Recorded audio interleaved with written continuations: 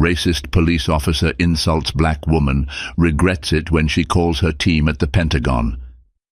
In a quiet suburban town where everyone knows everyone, an unexpected clash is about to explode. Naomi Lockhart, a poised and accomplished black woman on a brief visit home, finds herself at the mercy of a narrow-minded police officer who simply cannot see beyond her skin color.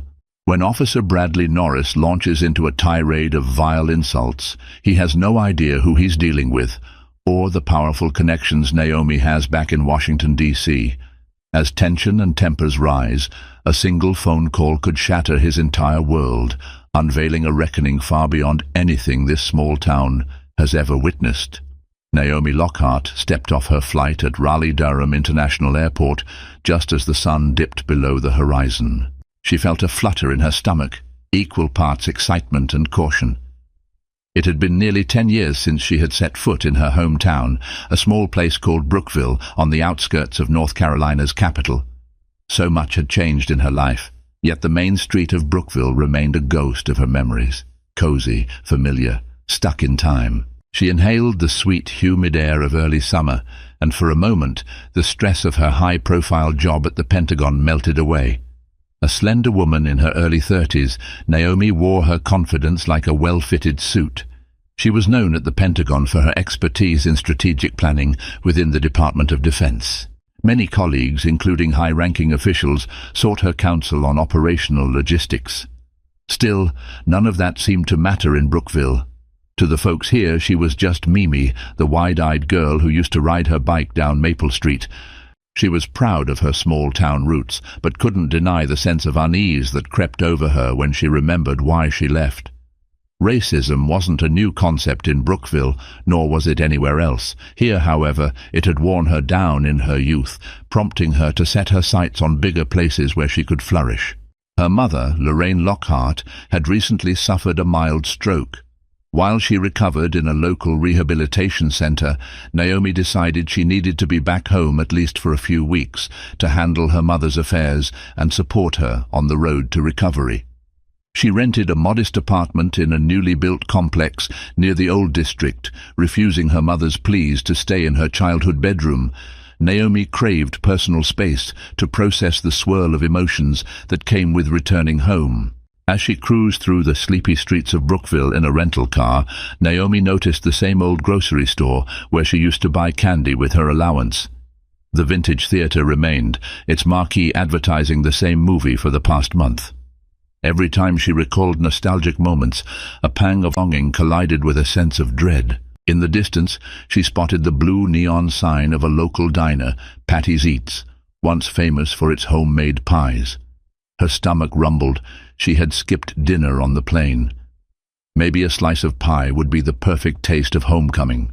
Little did she know that the second she walked through those squeaky diner doors, a chain of events would begin, setting off a confrontation that not only revealed hidden prejudices in Brookville, but also threatened to upend the carefully constructed career of a local police officer.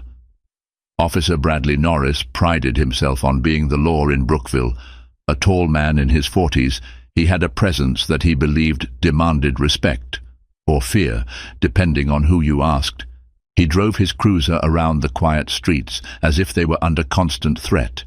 In reality, Brookville had a low crime rate, marked by the occasional shoplifter or underage house party. But Norris's worldview was that crime was always lurking, ready to pounce. His personal life wasn't much better. Recently divorced and paying alimony, he found himself living in a run-down apartment. Everything in his life felt as if it was spiraling. He blamed immigrants, big city influences, and social justice movements for what he perceived as the country's downfall. When the conversation of race came up, Bradley rarely hid his disdainful opinions. He would cite law and order as his guiding principle, though in practice it often translated to policing minorities with undue suspicion. Several local residents of color whispered that Officer Norris was a bigot, but few dared to challenge him openly. The balance of power was firmly in his favor in a small town like Brookville. On this particular evening, Norris was patrolling the local diner area. Patty's Eats had been around since the late 1950s, and as it was a common meeting spot, Norris liked to loiter there, nursing a cup of coffee. It gave him a vantage point to observe who came and went. That night, as he parked his cruiser under a street lamp, he noticed a sleek black sedan pulling into the lot. It caught his attention immediately. Flashy cars were uncommon here. From a distance, he watched as a woman stepped out. Even from the corner of his eye, he registered that she was black. He felt a twinge of suspicion. Why was she here at this hour? Was she from around these parts, or some out-of-towner looking for trouble? He had no valid reason to suspect wrongdoing, but in his mind, he always had one motto: better safe than sorry. When Naomi walked into Patty's Eats, Norris decided to follow. He shut off his cruiser's engine, adjusted his belt, already heavy with handcuffs, baton, taser and firearm, and strolled with self-importance toward the entrance. He had no idea that this routine act of checking things out would soon become the biggest mistake of his career. Naomi felt an immediate wave of nostalgia upon entering Patty's Eats. The neon-lit menu board, the checkered tablecloths, and the lingering aroma of burgers and pies brought back childhood memories. Only a few diners were scattered around the booths, and a friendly waitress in her mid-50s greeted Naomi, offering her a seat by the window. She had barely taken her seat when Officer Norris walked in. He didn't remove his sunglasses, even though it was well past sunset. The waitress, Peggy, looked uneasy. Naomi noticed Peggy's flicker of apprehension. Perhaps she was used to Norris's overbearing presence. "Evening, Officer Norris," Peggy said, forcing a polite smile. He nodded curtly and slid into the booth across from Naomi's, as if staking out the place. Naomi placed her order, a cup of tea and a slice of the diner's famous apple pie. She tried to ignore the unsettling tension radiating from across the room. The officer seemed to be staring at her, and it was becoming increasingly uncomfortable. A few minutes passed, and Peggy returned with Naomi's tea and pie. As Naomi lifted her cup to take the first sip, Norris cleared his throat loudly. She glanced over in his direction, and their eyes locked. He pulled out a notebook and pen, a move Naomi recognized as a tactic to intimidate. "You from around here?" he asked, voice gruff and laced with suspicion. Naomi exhaled slowly. She reminded herself that courtesy often went a long way in small towns. "I grew up here, yes. Just visiting for a few weeks." Norris scrunched his nose. "Haven't seen you around in a long while. Must have left for bigger and better things, huh?" His tone carried more meaning than the words themselves. Naomi chose not to react to the implied insult. "Life took me elsewhere for work," she said calmly, taking a measured bite of her pie. "Work?" he pressed, leaning forward. "What kind of work?" Naomi fixed him with a steady gaze. "Government," she answered tersely.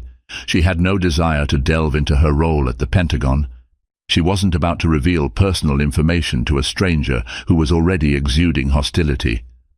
Norris let out a dismissive laugh. "Government, huh?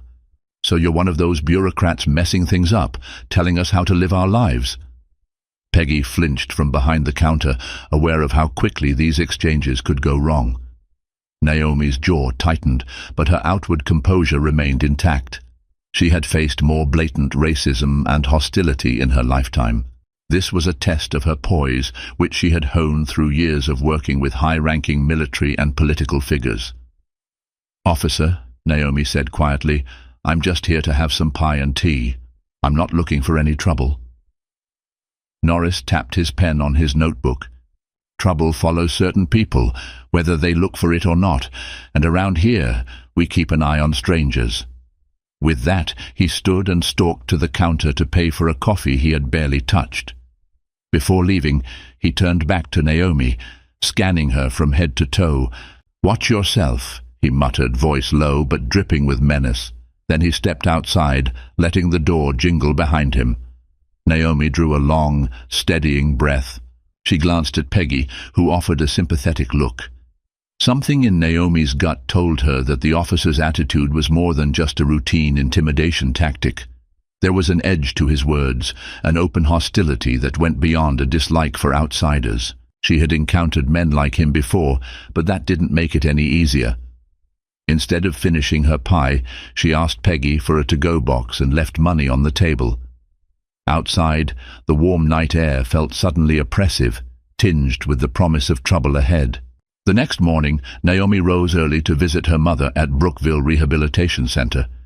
She dressed in a simple blouse and trousers, wanting to look calm and reassuring for Lorraine, who had always worried too much. Naomi carried a small bouquet of fresh lilies, her mother's favorite. Brookville Rehab was a modest facility, but the staff was kind, and Lorraine had been making slow yet promising progress. As Naomi walked into her mother's room, she found Lorraine sitting by the window, gazing at the greenery outside. Lorraine's face lit up when she spotted her daughter. "Mimi, you're here bright and early," her mother said, a smile warming her features. Naomi set the lilies in a vase on the side table and kissed her mother's cheek. They chatted about the rehabilitation exercises, the food, and the staff. Lorraine insisted she was in good hands.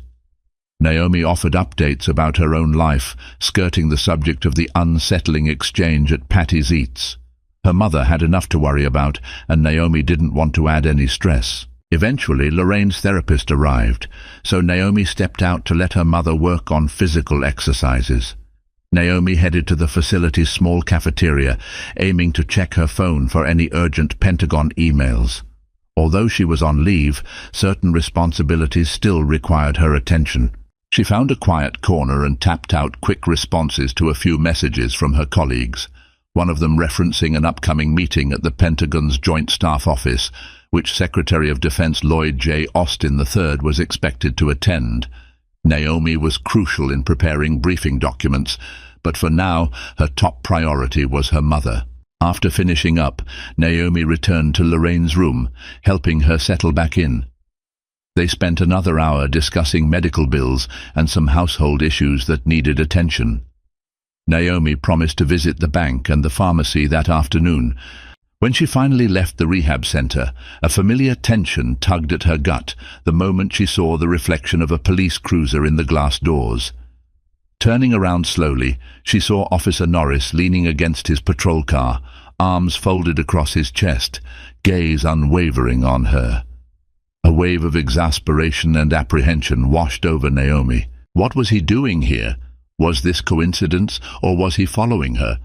She decided to go about her business. After all, she had done nothing wrong. She drove to the local bank where she sorted out some of her mother's financial matters, then picked up prescriptions at the pharmacy. The entire time, she felt a prickling awareness, like eyes boring into the back of her neck. Sure enough, when she stepped out of the pharmacy, there he was. Norris was parked across the street, half hidden behind another car, obviously keeping an eye on her. Naomi clutched her purse tighter, forcing herself to remain calm. Years of working in high-pressure environments had taught her the value of composure. However, a faint tremor of anger seethed beneath her cool facade. In her line of work, Naomi had witnessed far more serious power plays, but this felt personal, like a local vigilante was trying to scare her back out of town, and that was not going to happen. Naomi pressed her lips together, mentally repeating, no confrontation, no reaction. If push came to shove, she knew exactly whom to call. That evening, Naomi locked the door to her rented apartment and headed to the small dining table. She prepared a light meal of grilled chicken and steamed vegetables, comfort food that steadied her nerves. Her phone buzzed on the countertop, and a smile tugged at her lips when she saw the name flash across the screen. Lieutenant Sophia Holloway, one of her closest friends and colleagues at the Pentagon. Sophia was calling to check in on Naomi's mother's condition, but the moment Naomi mentioned her run-ins with Officer Norris, Sophia's tone grew serious. "Nay, are you okay?" she asked, voice low with concern. "That's harassment, plain and simple." Naomi sighed. "I'm fine, Soph. He hasn't done anything overtly illegal. He's just lurking, acting like I'm some threat. I'm used to people like him, but it's unsettling." Sophia fell silent for a moment. "You know," she said finally, "you don't have to tolerate that. This is 2025. The Department of Defense is big on ensuring the well-being of its personnel, even off-duty. If you need backup." Naomi let out a slight chuckle, though it was tinged with worry. "I don't think I want to escalate. My mother's in rehab. The last thing she needs is a spectacle. But if it gets worse, I might need to call in some favors. Not to scare him or anything, but just to remind him that he can't keep harassing me." Sophia agreed, then filled Naomi in on some office gossip and updates. She mentioned an upcoming evaluation for a classified security project based out of the real-life Marine Corps base Quantico, in which Naomi had played a key role. Naomi missed the fast-paced environment, but was grateful for the reprieve to care for her mother, although this newfound local harassment overshadowed any sense of tranquility. After hanging up, Naomi felt a mix of relief and unresolved tension. She had her people, her team, at the Pentagon. If Norris pushed too far, she knew exactly who to call, and the resources at her disposal were far more than a small-town cop could anticipate. Still, she hoped the situation would resolve itself peacefully. Yet deep down, she sensed that this was only the beginning. The following day, Naomi decided to pay a visit to the local convenience store to pick up groceries for her apartment. The store was located in a strip mall near the city limit, an area known to be less affluent and more racially diverse. It was also a spot where local police cruisers were often seen circling under the guise of crime prevention. As Naomi walked through the aisles, she noticed a handful of familiar faces, neighbors and schoolmates from her youth, who greeted her warmly, though with a hint of caution. Word traveled fast in a small town. Some of them had likely heard about her tense interaction at Patty's Eats. Naomi engaged in light conversation, trying not to dwell on the tension. She was at the checkout counter when she saw Norris enter. Immediately the cashier stiffened. Another patron mumbled something under his breath and shuffled away. It was clear Officer Norris had a reputation for making people uncomfortable. He locked eyes with Naomi and slowly removed his sunglasses, sliding them into his shirt pocket. His presence almost felt deliberate, like a predator stalking prey. Naomi clenched her jaw, determined not to give him the satisfaction of intimidation. She handed the cashier her credit card, maintaining a calm demeanor. "Ma'am, would you mind stepping outside for a moment?" Norris suddenly asked, voice echoing in the quiet store. Naomi's heart hammered, but she refused to let it show. "I'm in the middle of checking out," she answered. "Is there an issue, officer?" His lips curled. "Just a few questions I need to ask. Won't take long." The cashier glanced apologetically at Naomi, handing back her card and receipt. Naomi took her grocery bag and followed Norris outside. He led her around the corner, away from the doors, so they were out of earshot but still in public view. "All right, what's this about?" Naomi asked, lifting her chin defiantly. Norris crossed his arms, towering over her. "Heard you've been snooping around town," he said with a sneer. "Asking questions about me, my conduct. I don't appreciate folks trying to stir up trouble." Naomi frowned. "I haven't been asking about you, officer. I'm here to take care of my mother and my own business. I suggest you stop harassing me." He took a step closer, and Naomi felt a flash of anger spike through her veins.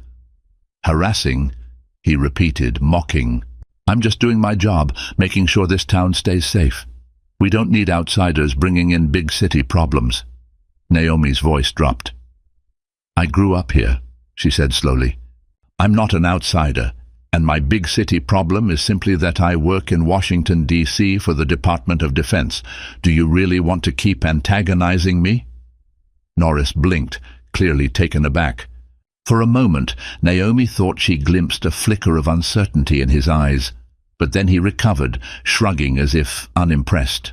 "I don't care if you're the president. You watch your step. People around here don't take kindly to arrogance."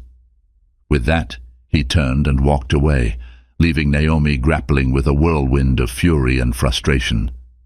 She stood there for a moment, cheeks flushing, wondering how best to handle this. Even though she possessed the means to bring heavy scrutiny upon Officer Norris, her mother's well-being came first. A scandal or confrontation could bring stress and attention that Lorraine didn't need. Naomi resolved to document everything but remain calm, hoping Norris would back off once he realized she wasn't a threat. Yet, in her gut, she knew that if given the slightest excuse, he would push this further, and she might have no choice but to call in reinforcements. Officer Bradley Norris hadn't always been this belligerent. He was born in Brookville to a middle-class family. His father was a Vietnam veteran who struggled with PTSD, taking out his emotional trauma on those around him. Bradley learned early on that power meant control, and control could prevent the chaos he feared at home. In high school, he excelled in sports, particularly football. He was scouted by a few smaller colleges, but never received the big offers he believed he deserved. Eventually, he joined the military police in the army, but was discharged after a run-in with superiors over misconduct. He returned to Brookville, where the local police force needed new recruits. His father's old war buddy, who served as the police chief back then, vouched for him. Thus began a law enforcement career marked by bravado and an excessive need to assert dominance. Over the years, Norris had been reported multiple times for racial profiling, intimidation, and unnecessary use of force. But Brookville's old police chief and the mayor, who was more concerned with local politics and public image, always seemed to shield him from repercussions. Despite an internal investigation or two, he remained on the force. In recent months, however, the winds had started to shift. The old police chief had retired, replaced by Chief Roland Fisher, a more progressive leader from out of state. Fisher believed in community policing and accountability, rubbing some long-standing officers like Norris the wrong way. Whispers circulated that Fisher was quietly gathering evidence against those who abused their power. Norris, feeling threatened, ramped up his law and order performance, hoping to either intimidate Fisher or force him to resign. So far, the new chief had played his cards close to the vest. That anger, plus his looming divorce settlement and mounting bills, fueled the bitterness in Norris's heart. He looked for outlets to vent his frustration. Spotting Naomi, a successful black woman with a poised demeanor, was like waving a red cape in front of a raging bull. Her confidence grated on him. He interpreted it as arrogance, a challenge to his authority. Though he wouldn't admit it, deep down, a seed of fear sprouted within him. Something about Naomi's cool composure suggested she wasn't just any random visitor. He could sense she wielded power he didn't fully understand. But fear often manifested as aggression, and in Norris's case, it only hardened his resolve to put her in her place. Over the next few days, Naomi tried to carry on with her routine. Visiting her mother, coordinating therapy sessions, sorting out finances, and checking in with her colleagues in D.C. whenever she could. Despite her efforts to remain inconspicuous, she noticed Norris's patrol car in her vicinity far too often to be a coincidence. She debated whether to contact Chief Fisher directly, but decided against it for the moment. Instead, she documented every incident in a personal log, noting times, locations, and any remarks Norris made. Her years at the Pentagon had taught her the importance of thorough record-keeping. Naomi's official title was Strategic Operations Analyst within the Department of Defense. She specialized in logistical coordination for various military branches, ensuring that joint operations ran smoothly. She was also part of a special task force focusing on cybersecurity coordination with the National Security Agency, NSA, at Fort Meade. In short, she was no stranger to handling complex threats or navigating bureaucratic red tape. She knew exactly how to use the system to protect her rights if necessary, but she didn't want to go nuclear just yet. A part of her longed for the simpler, kinder Brookville she remembered as a little girl, a town with friendly neighbors and local events on the weekends. It pained her to realize how some things in small towns never changed. In her youth, she had experienced enough side-eyed glances, subtle discrimination in stores, and even open hostility from certain classmates. She thought she had outrun all that when she left for college in Washington, forging a brilliant career in the nation's capital. Now it felt as though the ghosts of Brookville's past had come to haunt her once more. In a particularly tense phone call, Colonel Marcus Nguyen, one of her direct superiors at the Pentagon, mentioned that he noticed her unusual request for extended leave. Concerned about her well-being, he asked if everything was fine.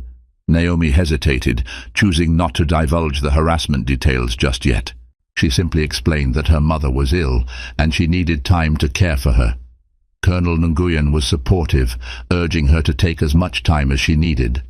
After the call, Naomi felt a pang of guilt for not coming clean about her troubles in Brookville. Her colleagues had her back, always, but she also felt protective of her mother and hoped to resolve the matter without dragging in her entire chain of command. She still believed in a peaceful resolution, although that belief was weakening by the day. The tipping point came one humid afternoon when Naomi drove to a local hardware store to pick up a spare key she had ordered. She wanted to give it to a neighbor in case of emergencies related to her mother's condition. While browsing through gardening supplies, she heard a commotion at the front of the store. Walking toward the noise, she saw Officer Norris, face twisted with rage, cornering a young black teenager who was clearly terrified. "I saw you pocket something, boy," Norris snarled, gripping the teen's arm so tightly that the boy winced. "Hand it over." Onlookers watched, some stepping back in alarm. Naomi recognized the teen. He was the son of one of her old classmates, a 16-year-old named Malik who attended Brookville High. Malik's eyes darted frantically. "I didn't steal anything," he cried. "I have money. I was buying gloves for my mom." Norris's face flushed. He reached down to pat Malik's pockets, ignoring the teen's protests. Naomi felt a surge of outrage. She instinctively stepped forward, trying to defuse the situation. "Officer Norris," she said loudly, "the kid says he hasn't stolen anything. Maybe we should ask the store manager to check the cameras before manhandling him." Norris whipped around, eyes blazing. "Stay out of this," he snapped. "This is police business." Naomi stood her ground. "Assaulting a minor isn't part of your job, officer. If he's stolen something, let's handle it according to proper procedure. You're manhandling him without cause." A few people murmured in agreement, emboldened by Naomi's willingness to confront Norris. The store manager emerged from behind the counter, wringing his hands nervously. Norris's grip tightened on Malik's arm for a moment longer, before he finally released the boy. "Check the cameras," Norris demanded. "If I see he's taken anything—" Naomi cut in, her voice steady. "He should be presumed innocent until proven otherwise. That's the law you swore to uphold, right?" Norris glared at her with palpable hate. The manager scurried off to review the security footage. After several tense minutes he returned, shaking his head. "I didn't see Malik take anything, officer. It looks like he was just browsing." Norris shoved a finger in Malik's face. "Don't let me catch you pulling anything," he warned. Then, as he turned to Naomi, his voice dropped to a venomous hiss. "And as for you, maybe you should mind your own business next time." Malik's mother had arrived by then, whisking her son away with tears in her eyes. Naomi felt a swirl of rage, pity, and determination. She saw the looks from the other customers. Most of them seemed relieved that Norris's bullying had been called out, but none dared to speak up directly. Norris gave Naomi one last menacing look before marching out of the store, leaving everyone in uneasy silence. For Naomi, this was the final straw. She had tried to remain calm, to avoid escalation, but a line had been crossed. Norris's racism and abuse of power were affecting innocent community members, not just her. If the local authorities weren't going to stop him, she knew exactly who could. That evening, Naomi locked her apartment door and paced the living room, heart racing. The memory of Norris's aggression toward Malik replayed in her mind, fueling her resolve. Enough was enough. She scrolled through her phone's contact list, pausing over Lieutenant Sophia Holloway's name before pressing the call button. "Sophia?" Naomi asked when her friend answered, voice quivering with controlled anger. "I need your help. Things have escalated. This officer is out of control. He's harassing me and other black residents. I can't let this go on." Sophia's voice was gentle, yet firm. "I'm so sorry this is happening. We've got resources that can at least shine a spotlight on local corruption. You know we have protocols for off-duty protection if an officer in uniform is targeting a Department of Defense analyst. Let me talk to Colonel Nguyen. He'll coordinate with our legal and security teams." Naomi clenched her phone, feeling torn about drawing official attention to her personal ordeal. But the hardware store incident had hardened her resolve. "Yes," she replied, voice steadier now. "I think it's time. We can't let him keep doing this." Sophia assured Naomi she'd handle it discreetly at first, gathering information and determining the best way to involve official channels. They'd consider the possibility of contacting the Office of the Inspector General at the Department of Justice, if it came to that. Naomi thanked her friend, a weight lifting from her shoulders, even as a new tension emerged. Once the Pentagon got involved, this would no longer be a quiet local matter. The possibility of blowback was real. But Naomi was prepared to face whatever came next. Officer Norris had shown his true colors, and she had no intention of letting him continue unchecked.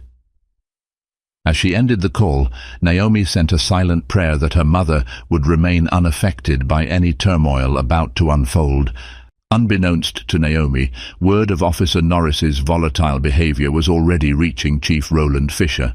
A soft-spoken yet determined man in his early 50s, Fisher had been systematically gathering information on corrupt or overly aggressive officers.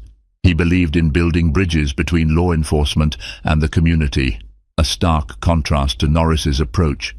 When the complaint about the hardware store incident landed on his desk, complete with a statement from the store manager and phone footage captured by a customer, Fisher knew it was time to act. He reviewed the footage, seeing Norris's hostile posture toward a frightened teenage boy. Then he observed a brief moment where Naomi stepped in, calmly intervening. Fisher paused the video, zooming in on Naomi's face.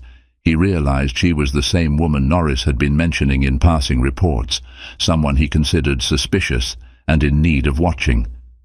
Fisher drummed his fingers on his desk. If this woman was somehow connected to the federal government, and he suspected from rumors that she was, then Norris was skating on very thin ice by harassing her. Fisher understood that a storm could be brewing if the wrong people caught wind of Norris's behavior. As if on cue, Fisher's phone buzzed. An unknown Washington, D.C. number. He hesitated before picking up. "Hello, this is Chief Fisher of Brookville PD." A measured, professional female voice responded. "Good afternoon, Chief Fisher. I'm Lieutenant Sophia Holloway, calling in reference to Mrs. Naomi Lockhart. I believe she's a resident of your town for the time being." Fisher felt a ripple of tension. He gleaned from the tone that this was not a social call. "That's correct. How may I help you, Lieutenant?" Sophia explained that Naomi had reported ongoing harassment by one of Fisher's officers. She mentioned the possibility of formal complaints and investigations if the harassment continued. She maintained an even tone, courteous yet firm, implying the might of the Department of Defense stood behind Naomi. When Fisher ended the call, he knew his next steps must be delicate. He had no intention of shielding Norris, but local politics could get messy, especially if the mayor got wind of a potential scandal involving a racist officer and a federal official. Nonetheless, Fisher resolved to bring Norris in for a private discussion the following morning.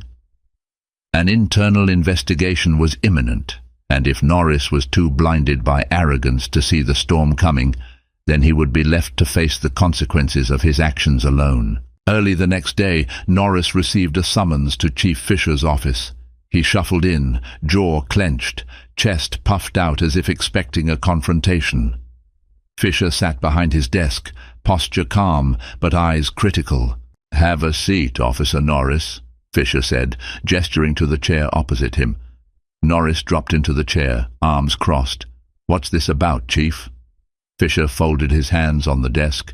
"It's about your recent interactions with a Ms. Naomi Lockhart and a local teen named Malik. There's video footage of you aggressively confronting Malik at the hardware store." Norris's expression hardened. "Kid was acting suspicious. I had probable cause." Fisher raised an eyebrow. The store manager says otherwise. Plus, you had no real evidence of theft. You also forcibly detained him. That's not procedure, Norris. Norris scoffed, shifting in his seat. The kid was mouthy. These people... Fisher's gaze sharpened. What do you mean, these people? Norris cleared his throat.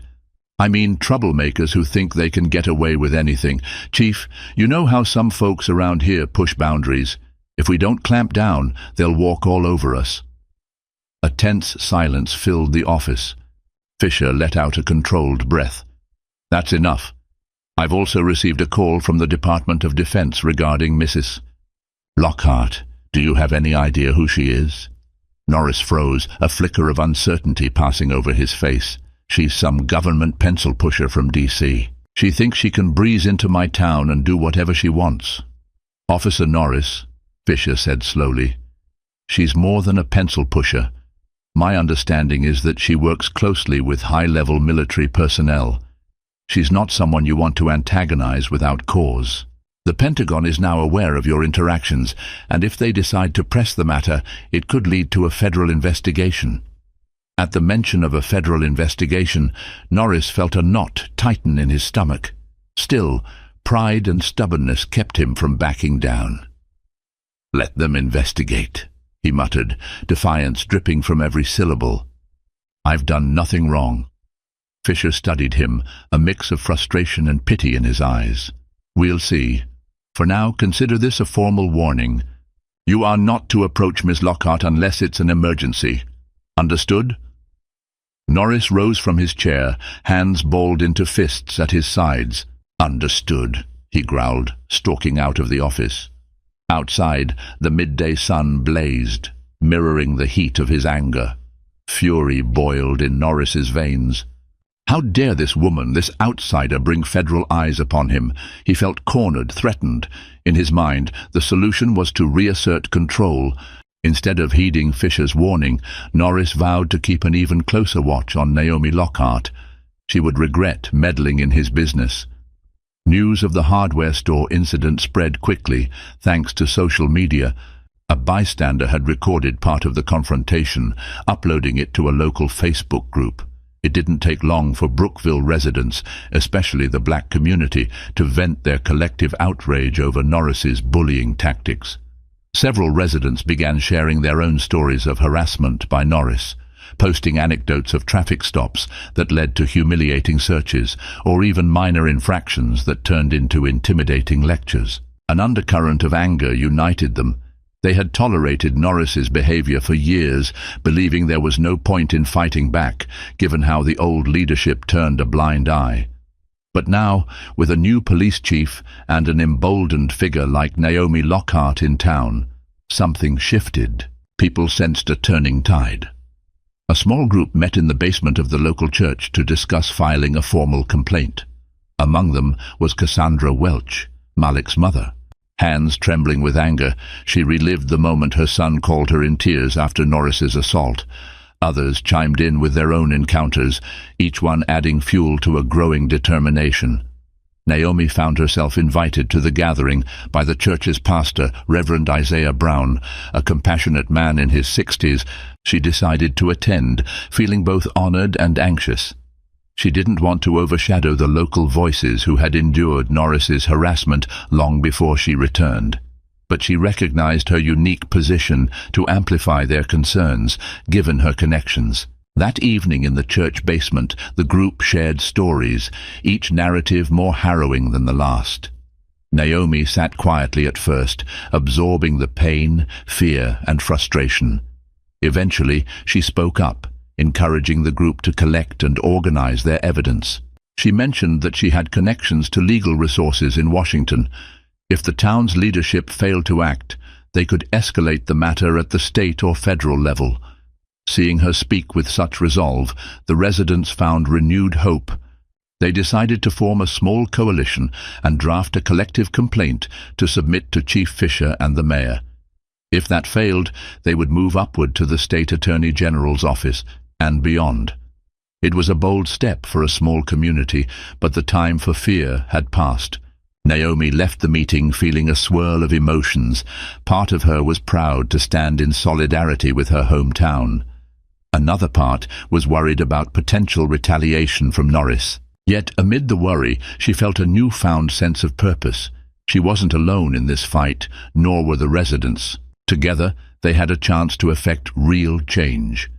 Sitting in his patrol car outside a rundown apartment complex, Norris seethed. A fellow officer, Pete Larson, had tipped him off that a community meeting had taken place at the local church regarding potential complaints against him. Larson mentioned Naomi Lockhart's involvement. The tension in Norris's jaw was almost painful as he imagined them plotting his downfall, painting him as a racist tyrant. He drummed his fingers on the steering wheel, considering his options. The rational move would be to lay low, follow Chief Fisher's orders, and hope the situation would blow over. But rational thinking was clouded by Norris's bruised ego and festering anger. He gripped the wheel tighter. This was his town, his turf, and he would not be run out by some fancy Pentagon operative or a group of small-timers complaining about racial harassment. He decided to take a drive past the church, where the meeting had supposedly been held. When he arrived, the building was dark and locked up for the night. Still, he circled the block a few times, frustration mounting. His eyes narrowed on a small car pulling out of the church's parking lot. One that he recognized from previous nights parked outside Naomi Lockhart's apartment complex. He followed it at a distance. Sure enough, the driver was Naomi.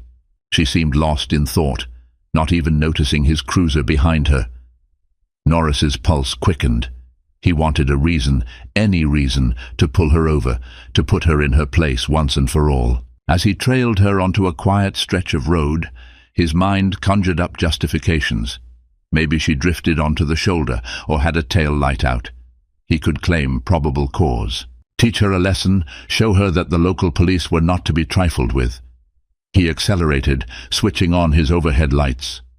Naomi's car slowed to a stop along the deserted street. Norris parked behind her, heart hammering with adrenaline. He stepped out, hand on his holster, and approached Naomi's driver's side window. She rolled it down, face calm but eyes wary. "Is there a problem, officer?" Norris glared down at her. "Your brake light's flickering," he lied. "License and registration." Naomi's lips tightened. She retrieved the documents from her glove compartment, handing them over without a word. Norris pretended to inspect them carefully, though all he saw was red. His breath came in ragged bursts, fueled by the anger that churned inside him. "You've been a real nuisance," he spat finally, voice trembling with barely restrained hostility. "Stirring up folks, spreading lies. Let me give you some advice. Cut it out, or you'll wish you never came back." Naomi's grip tightened on the steering wheel. "I suggest you check yourself, officer. You're overstepping your bounds, and you know it." Norris leaned closer, face inches from Naomi's. "Is that a threat, Miss Lockhart?" She held his gaze. "It's a fact. Back off, or you'll be facing far more than a few local complaints." For a moment, Norris felt a flash of fear, but pride won out. He handed back her license and registration, stepping away from the window. "Watch yourself," he warned, voice low. Then he marched to his cruiser, flicked off the lights, and sped away into the night. Naomi took a moment to steady her breathing, anger and anxiety coursing through her. This had to stop, and it had to stop now. Early the next morning, Naomi awakened to a barrage of text messages and missed calls from her Pentagon colleagues. Lieutenant Sophia Holloway had left several voicemails, each progressively more urgent. Naomi's heart pounded as she listened. "Naomi, it's Sophia. We have a situation. Colonel Nguyen wants you on a conference call, ASAP. Call me back." Naomi quickly dressed and made a strong cup of coffee. Her hands trembled slightly as she dialed Sophia's number. Her friend picked up on the first ring. "Naomi, Colonel Nguyen got wind of the late-night traffic stop. He's concerned about your safety. He wants to deploy a small security detail, or at least request assistance from the FBI's Civil Rights Division if the local force won't protect you." Naomi rubbed her forehead, a migraine creeping in. "I'm fine, but things are spiraling. This officer pulled me over on a bogus claim. He's threatening me, Sophia. The community is coming together to file complaints, but that might take time." Sophia paused. "We can expedite this through official channels. Colonel Nguyen is prepared to escalate. We've also got some folks in the Department of Justice who'd be willing to open an investigation if necessary." Naomi sighed. "Let's do it. I'm done playing nice. I'm not just fighting for myself, it's the entire community. Norris is out of control." Within hours, Naomi was on a secure video call with Colonel Nguyen and several Department of Defense legal advisors. They discussed the potential legal avenues, the possibility of involving the FBI, and even the local U.S. Attorney's Office. This was no longer an internal matter for Brookville PD. If necessary, the federal government would intervene to protect Naomi's rights as a citizen and a Pentagon official. Colonel Nguyen's voice was firm but compassionate. "Naomi, I can authorize a discreet Pentagon security detail to ensure your safety. They won't storm the town unless necessary, but they'll be there in plain clothes, ready to document any further harassment or unlawful acts." Naomi agreed to the plan. The stark reality was that she needed protection. Officer Norris was unpredictable, perhaps even dangerous. She also felt a sense of relief that the burden of dealing with him no longer rested solely on her shoulders. By evening, 2 Pentagon security officers, Agents Melissa Clark and Jordan Wallace, arrived in Brookville. They met Naomi at her apartment, introducing themselves with friendly smiles, but a professional air that left little doubt about their competence. Naomi felt a wave of reassurance as she welcomed them in, explaining the layout of the town, Norris's usual patrol routes, and the spots where she often saw him lurking. As dusk fell, Naomi realized the gravity of the situation. She was effectively under federal protection from a local police officer. The irony was thick. Yet, amid the turmoil, she felt a surge of conviction. If Norris persisted, he was in for a rude awakening. The Community Coalition had completed its collective complaint and delivered copies to the mayor's office, Chief Fisher, and the local media. Stirred by the public outcry, an investigative reporter from the News Observer, a well-known North Carolina newspaper, showed up in Brookville. They interviewed several residents who claimed harassment by Norris, including Malik and his mother. Soon, a feature article was in the works, shining a harsh spotlight on the Brookville Police Department. Meanwhile, the mayor was feeling the heat. He called an emergency town council meeting, inviting Chief Fisher, local community leaders, and even Naomi, who now had a direct stake in the proceedings. Under the watchful eyes of the reporters and a growing crowd of protesters outside, the mayor opened the floor for discussions. One by one, residents recounted their experiences with Norris. Some were trembling, others were furious, but the message was consistent. The officer had abused his power, and they wanted justice. When it was Naomi's turn, she rose from her seat, the 2 Pentagon agents observing from the back of the room. She spoke calmly, recounting her encounters with Norris, emphasizing the needless aggression and intimidation. She also revealed her position with the Department of Defense, subtly hinting that higher authorities were aware of the situation and would intervene if local remedies failed. The room buzzed with tension. Chief Fisher stood after Naomi, clearing his throat. He confirmed that an internal investigation was already underway, stating he planned to place Norris on administrative leave pending the outcome. There was a smattering of applause from the audience. The mayor, face drawn and sweaty, nodded vigorously, trying to placate the crowd. He promised transparency and accountability, though some residents eyed him with skepticism. After all, the town's leadership had allowed Norris to go unchecked for years. By the time the meeting adjourned, the writing was on the wall. Norris was under intense scrutiny. The crowd spilled into the street, chanting for justice and waving homemade signs. Among them stood Malik, holding a poster that read, "My life matters." Naomi felt a lump in her throat as she witnessed the swelling unity. Perhaps this town could change, given the right catalyst. She only prayed it wouldn't take further tragedy to make it happen. That night, as protests simmered in front of the police station, Norris paced his cramped living room, the local news playing in the background. He watched footage of the town council meeting, hearing the voices of those who accused him. He saw Naomi calmly recounting how he had threatened and harassed her. His blood boiled. Glaring at the TV, he grabbed his phone and dialed an old friend, one of the few allies left in the department. The friend advised him to lawyer up, maybe even consider skipping town for a while until things cooled off. But Norris refused to be driven out like some criminal. The more cornered he felt, the more determined he became to lash out. He slammed his phone onto the table, mind churning with desperate thoughts. He couldn't let that woman or the others ruin his life without a fight. Spying a half-empty bottle of whiskey on the counter, he poured himself a hefty shot, downing it in one gulp. Then, in a burst of impulsiveness, he grabbed his keys and stormed out. He drove through Brookville's streets, the night sky illuminated by a few street lamps and neon signs from all-night diners. His mind swirled with rage and liquor. If he could only catch Naomi in some violation, some slip-up, he could arrest her, or at least publicly humiliate her. That would shut her up, scare her off. In a chilling moment of clarity, he remembered Naomi's mention of her mother at the rehab center. A cruel idea formed in his mind. Perhaps if he could dig up some evidence of wrongdoing in the mother's finances or something else, he could threaten Naomi with it. He wasn't above planting a little proof, if that's what it took to maintain control.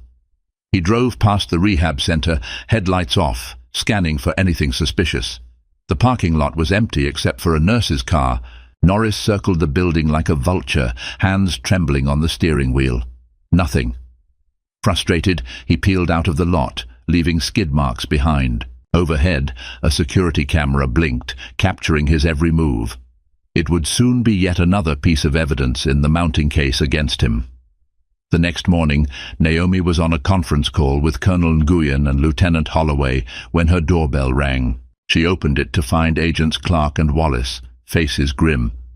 "Ms. Lockhart," Wallace said, "we have footage of Officer Norris circling the rehab center last night with his lights off. It came from the facility's security cameras. We also have statements from witnesses who saw him driving erratically around town." Naomi's stomach lurched. "He went to my mother's rehab center."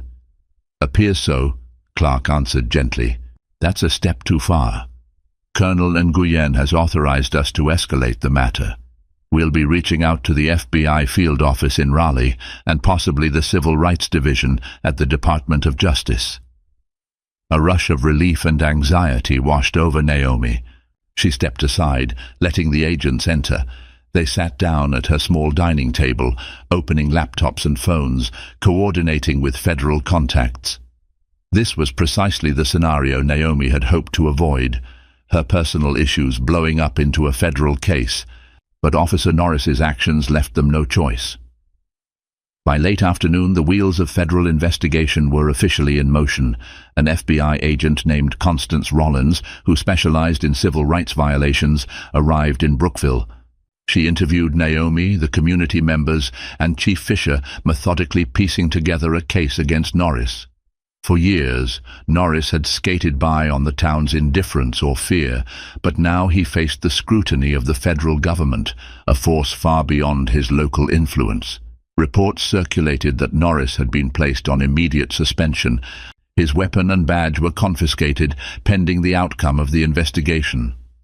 The shift in community mood was palpable. Cautious hope intermingled with a long overdue sense of validation. People who had felt voiceless for years finally believed that justice might be served. Meanwhile, Naomi visited her mother, who had heard tidbits about the uproar but hadn't grasped the full extent of the situation. Lorraine could tell from Naomi's tense demeanor that something was seriously wrong, yet Naomi tried to reassure her that everything would be fine. At least, she hoped it would be. With the FBI now involved, the situation had taken on a life of its own. A few days later, Brookville awoke to the sight of multiple black SUVs parked outside the police station.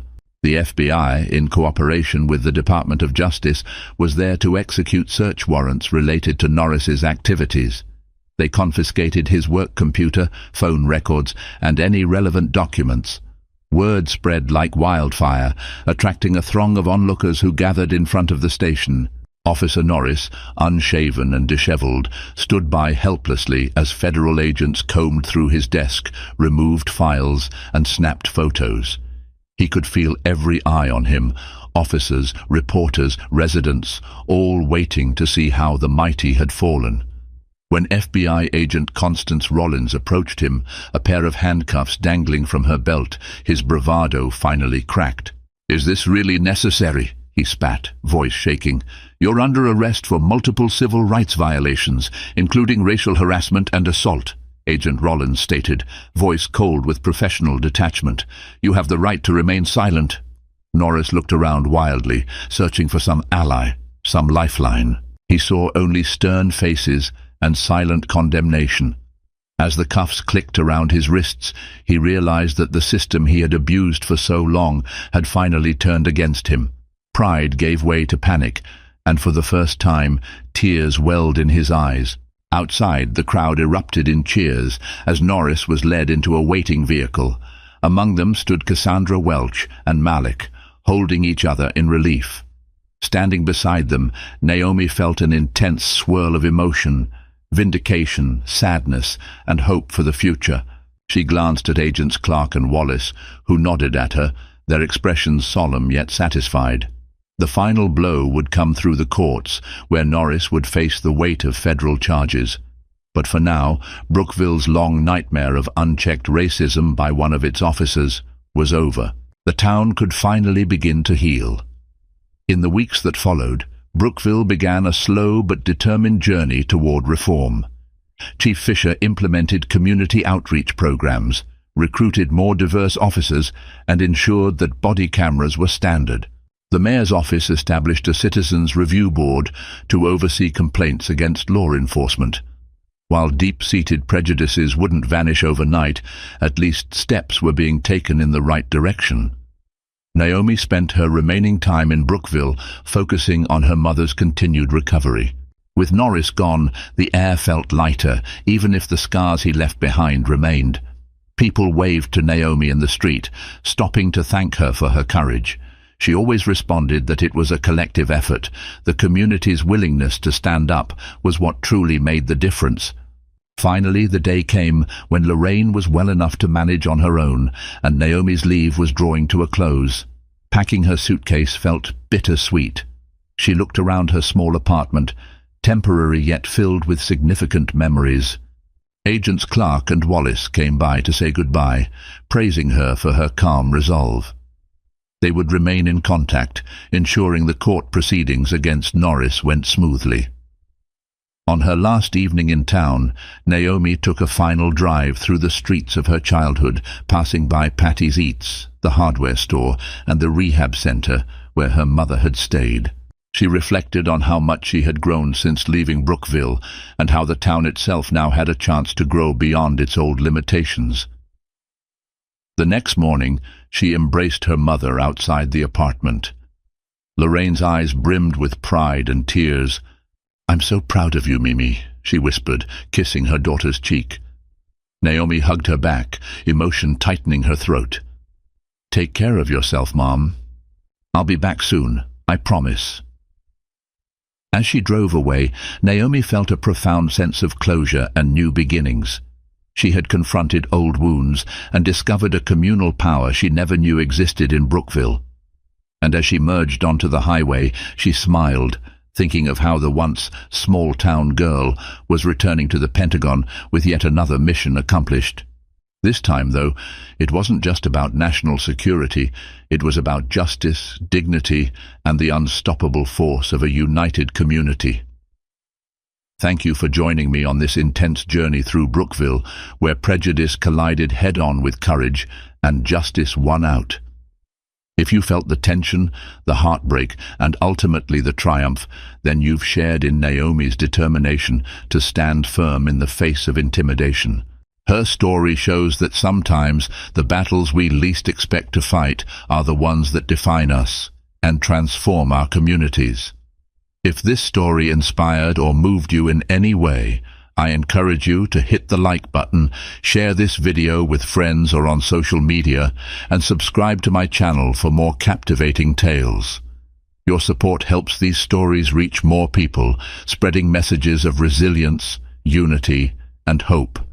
Together, we can keep these conversations alive and continue paving the way for a more just, empathetic world. Thank you for watching.